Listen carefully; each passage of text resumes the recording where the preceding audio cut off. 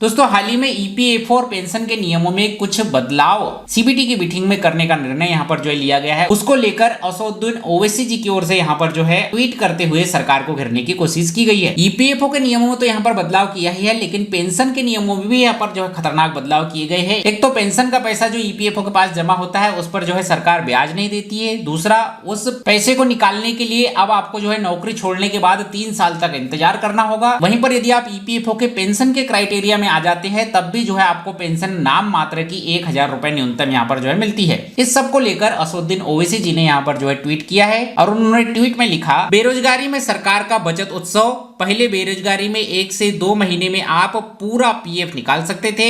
अब सरकार की दया से अपने ही पैसे निकालने के लिए आपको जो है 1 से 3 साल तक का इंतजार करना होगा। पीएफ का 25% जबरदस्ती 1 साल तक लॉक रहेगा। मतलब बेरोजगारी में आपको 1 साल का इंतजार करना होगा और तब भी आप अपना पैसा पूरा नहीं निकाल सकते। ईपीएफओ भी आपके पैसे का मालिक बना बैठा है। 54,658 crore PF unclaimed settled PF का पैसा ईपीएफओ के पास पड़ा है और 25 से 35% पीएफ निकासी आवेदन रिजेक्ट किए जा रहे हैं। इस तरीके का एक ट्वीट असदुद्दीन ओवैसी जी की ओर से यहाँ पर जो है किया गया है। वहीं एक और ट्वीट यहाँ पर जो है आप देख पा रहे होंगे जो कि 15 अक्टूबर को किया गया है। पैसा ईपीएफओ का है या ईपीएफ मेंबर्स का, ये लोग किसी रेवड़ी के लाभार्थी नहीं है बल्कि मेहनत कश नागरिक है जिन्हें उनकी जमा पूंजी से महरूम किया जा रहा है। मिडिल क्लास के पैसे के ऊपर सरकार को सब्सिडाइज किया जा रहा है। ईपीएफओ के इस ट्वीट का रिप्लाई जरूर पढ़िए। एक दिन में कई लोग ईपीएफओ ऑफिशियल को टैग करते हैं क्योंकि उनके पैसे निकालने में ईपीएफओ ने इन्हें कितना परेशान करता है।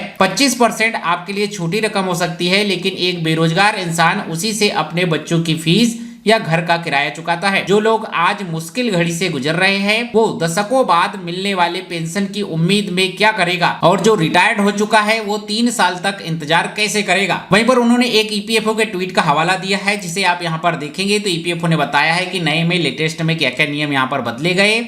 नौकरी छोड़ने पर ईपीएफ निकालने के लिए 2 महीने की जगह 12 महीने का इंतजार करना होगा। नौकरी छूटने के बाद आप लाभार्थी 75% का अमाउंट निकाल सकते हैं। 12 महीने तक बेरोजगार रहने के बाद आप बाकी का 25% निकाल सकते हैं। 2 महीने पूर्ण राशि निकालने में 3 महीने के बाद दूसरी नौकरी लग जाने से सर्विस कंटिन्यू मानी जाएगी, इसलिए ये नियम यहाँ पर बदले गए हैं। वहीं पर पेंशन के पैसे निकासी के लिए आपको 2 महीने की जगह 3 साल का इंतजार करना होगा, जो कि इस ट्वीट में फिलहाल नहीं लिखा है। लेकिन इसके नीचे आप रिट्वीट यहाँ पर देखेंगे तो कई लोगों ने यहाँ पर जो है ईपीएफओ को टैग करते हुए ईपीएफओ में आ रही समस्याओं के बारे में यहाँ पर जो है बताया है। जैसे कि एक भाई कह रहा है कि ईपीएफओ वाले पूरा बुरा काम कर रहे हैं, गवर्नमेंट अपने फायदा देख रही है और लोगों को बेवकूफ बना रही है। मेरा पैसा पूरा निकालूं या आधा, सरकार के भरोसे क्यों रहे जनता। एक बार पैसे निकालने में पसीने छूट जाते हैं और इन्हें बार बार पैसे निकाल पाने की उम्मीद मुंगेली लाल के हसीन सपने हैं। हर गरीब आदमी को कंटिन्यू 10 साल नौकरी करनी जरूरी है, तब जाकर 2000 रुपये की पेंशन मिलेगी। हर कोई सांसद बन जाए तो 5 साल में कुछ समय के लिए ही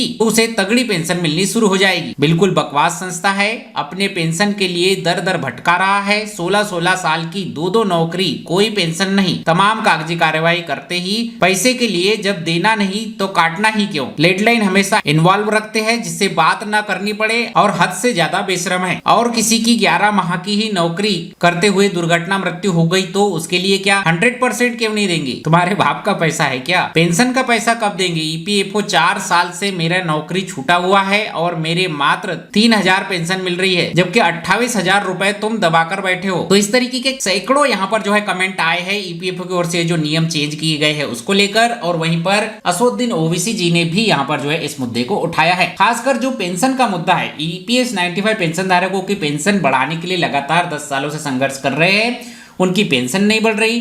पेंशन के ऊपर जो फंड यहाँ पर जो है ईपीएफओ में जमा होता है उस पर सरकार ब्याज नहीं देती और अब 3 साल के लिए पेंशन के पैसे को नौकरी छोड़ने के बाद भी यहाँ पर जो है लॉक कर दिया जाएगा। इसको लेकर यहाँ पर जो है काफी ज्यादा दिक्कतें जा रही है। आपको इस सब पर क्या लगता है मुझे कमेंट करके जरूर बताइए। ये वीडियो जानकारी अपडेट आपको अच्छी लगी हो, वीडियो को लाइक शेयर, चैनल को सब्सक्राइब कीजिए।